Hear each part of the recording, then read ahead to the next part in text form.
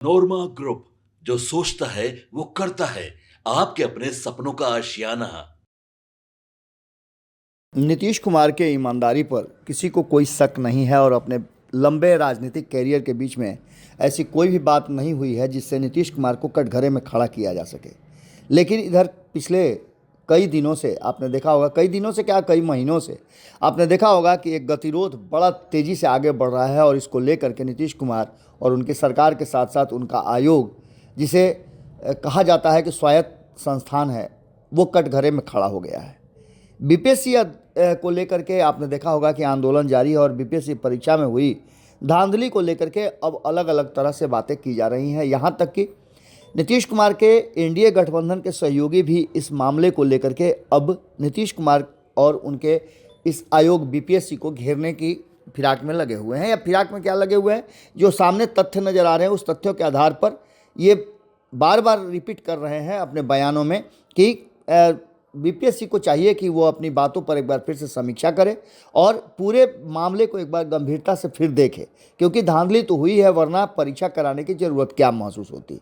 और इसमें भी आधा परीक्षा कराना, किसी खास सेंटर का परीक्षा कराना, ये सभी बातें कहीं ना कहीं बड़ा ही पेचीदा हो गई हैं और इसको लेकर के करीब 1 महीना से ज़्यादा 2 महीने होने जा रहे हैं और छात्र जो हैं आंदोलन पे हैं और री एग्ज़ाम की बात कर रहे हैं। इसको लेकर के पूरा बिहार आंदोलित है और बिहार से लेकर के दिल्ली तक इसकी धमक जो है पहुंच चुकी है।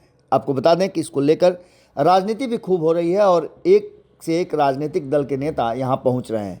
यहां तक कि नेता प्रतिपक्ष लोकसभा राहुल गांधी भी पटना आए थे, तो इन छात्रों से जो आंदोलन पर हैं उनसे मिले थे। इसके बाद आपने देखा होगा कई शिक्षण संस्थान हैं और टीचर हैं जो इस आंदोलन का समर्थन कर रहे हैं, तो वहीं राजनेता भी इसका समर्थन कर रहे हैं। यहाँ तक कि आपने देखा होगा कि प्रशांत किशोर ने तो एक सत्याग्रह स्थल ही बना लिया है। पहले वह गांधी मैदान में थे, उसके बाद वहाँ से पुलिस ने उन्हें हटाया मध्य रात्रि में, तो उन्हें अस्पताल ले जाया गया, अस्पताल में भर्ती रहे, उसके बाद भी वो 14 दिनों के अनशन पर रहे। लेकिन अब वो पूरी तरह से सत्याग्रह बना करके और गंगा के किनारे उन्होंने एक आश्रम ही बना लिया है, जहाँ बीपीएससी छात्रों को लेकर के और विभिन्न मुद्दों को लेकर के वो आज भी आंदोलन के ही पोजीशन में हैं। अब इन सभी बातों को लेकर के जो चर्चा चल ही रही थी, री एग्ज़ाम को लेकर के विभिन्न तरह की रणनीति बनाई जा रही थी और इसको लेकर के कई तरह के सरकार के विरोध में कार्य किए जाने की बात की जा रही थी, सरकार से कई राउंड की बातचीत करने की बात की जा रही थी। वहीं आपको बताएं कि सरकार की तरफ से कहा गया कि इसका कोई प्रमाण अगर किसी के पास हो तो वो लेकर के आए और इस पर हम विचार करेंगे। लेकिन इन सभी बातों के बीच एक नई बात का खुलासा हुआ है और वो है बीपीएससी अध्यक्ष की नियुक्ति का मामला। इस नियुक्ति के मामले को लेकर के सुप्रीम कोर्ट में चुनौती दी गई है। कहा यह जा रहा है कि भ्रष्टाचार का आरोप दायर करने के बाद ये जो याचिका है वो बिहार शरीफ निज संवाददाता, आपको बता दें कि इस पूरे मामले को लेकर के बिहार सरकार द्वारा बीपीएससी अध्यक्ष के नियुक्ति नियमावली को लेकर के अधिसूचना रद्द करने को लेकर सुप्रीम कोर्ट में चुनौती दी गई है। इसके अधिवक्ता ब्रजेश सिंह ने जनहित याचिका दायर करते हुए राज्य में 15 मार्च 2024 को बीपीएससी अध्यक्ष के पद पर भाई परमार की नियुक्ति वाली अधिसूचना को रद्द करने की मांग सुप्रीम कोर्ट से की गई है।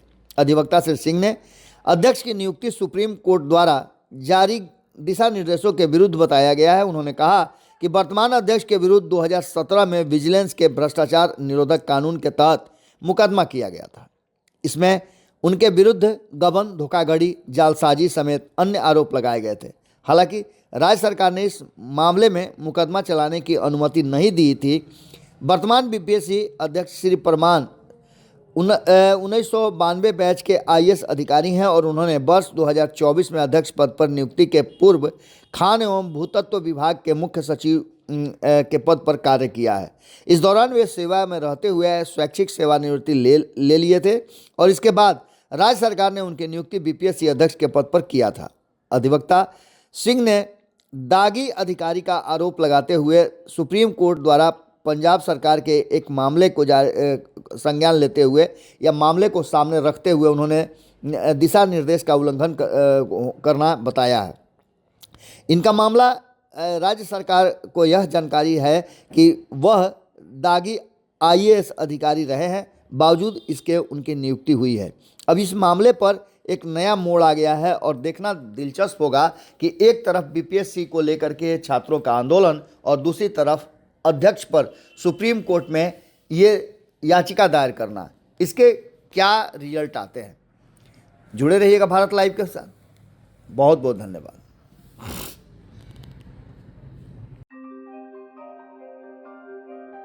आपके सपनों को हमने सजाया है, ई होम्स पैनोरामा को हमने बनाया है। ई होम्स मेरा एक सपना था जिस पे मैं पिछले 4 साल से काम कर रहा था। हमने जो बनाया है वो सबने है माना। ई होम्स पैनोरामा में हो आपका भी आशियाना। और फाइनली हमने 2021 में इस प्रोजेक्ट को लॉन्च किया। बहुत लोग अप्रिशिएट कर रहे हैं कि पूर्णिया जैसे शहर में, बिहार के, एक तो बिहार की बात करें उसमें भी पूर्णिया जैसे छोटे जगह में इस तरह का लाइफस्टाइल देना, ये सुन के हम लोगों को बहुत अच्छा लगता है। ई होम्स में हमने कुछ और भी किया है, जैसे हम जिस जगह में रह रहे हैं हमारे फैमिली सिक्योर हो, उनको सिक्योरिटी का ध्यान में रखा है। आपकी सुविधा और सुरक्षा आपके लिए खास है, ये आपका विश्वास है। इसमें आर्टिफिशियल इंटेलिजेंस का 7 लेयर सिक्योरिटी का हमने इस्तेमाल किया है। लस ग्रीन कैंपस को बनाया है। यदि हमारा बाउंड्री वाल है तो वो वर्टिकल गार्डन है। ये जितनी भी फैसिलिटी होता है एक इंटरनेशनल टाउनशिप में, ई होम्स है, ये हम लोग विश्वास नहीं कर पा रहे हैं। जो भी हमारे मित्र दोस्त या जो भी हमारे बाहर के बाहर आते हैं तो हम लोगों को बहुत अच्छा सुनने को मिलता है और बहुत अच्छा क्रेडिट मिल रहा है। वो सारा हमने सिर्फ एक बिल्डिंग नहीं बनाया, हमें एक बहुत अच्छा लाइफस्टाइल दिया ई होम्स में, और मेरा एक सपना था जिसको मैं आज फुलफिल होते हुए देख पा रहा हूँ। ये आपका आवास है। ई होम्स पैनोरामा में अब आपका निवास है।